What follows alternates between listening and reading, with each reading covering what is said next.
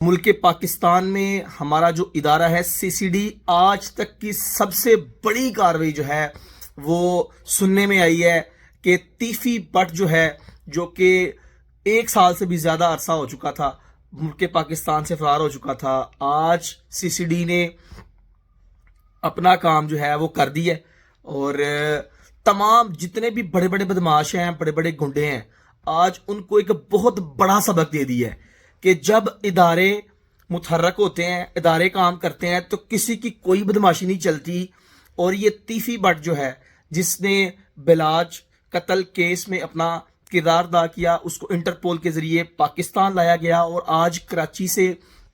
جو سننے میں آ رہا ہے لاہور کی طرف اس کو لے کے آیا جا رہا تھا اور اس کی ساتھیوں کی فائرنگ سے جو ہے وہ خود ہی ہلاک ہو گیا ہے۔ یہ تمام بدماشوں کے لیے اور تمام ان لوگوں کے لیے جو کہ غلط ایکٹیویٹیز میں اپنے آپ کو انوالو کیے ہوئے ہیں، ان کے لیے بہت بڑا جو ہے وہ آج سبق ہے کہ کسی کو کوئی معافی نہیں ملنے والی۔ پاکستان کے ادارے جب کام کریں گے تو ان کا کام نظر آئے گا، اس میں جو بڑے بڑے سرگنا ہیں ان کو بھی آڑے ہاتھوں لیا جائے گا۔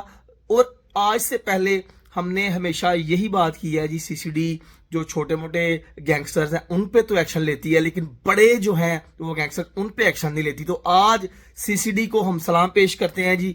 بہت بڑا نام جس نے لاہور میں بہت سارے لوگوں کو پریشان کر کے رکھا ہوا تھا، بہت بڑا نام ہے جی۔ سی سی ڈی کے آگے پاکستان کے اداروں کے سامنے اور پاکستان کے قانون کے سامنے، پاکستان کے آئین کے سامنے کسی کی کوئی حیثیت نہیں، چاہے وہ جتنا مرضی بڑا بدماش ہے۔ تو آپ اس بارے میں کیا رائے رکھتے ہیں؟ سی سی ڈی نے یہ جو کام کیا ہے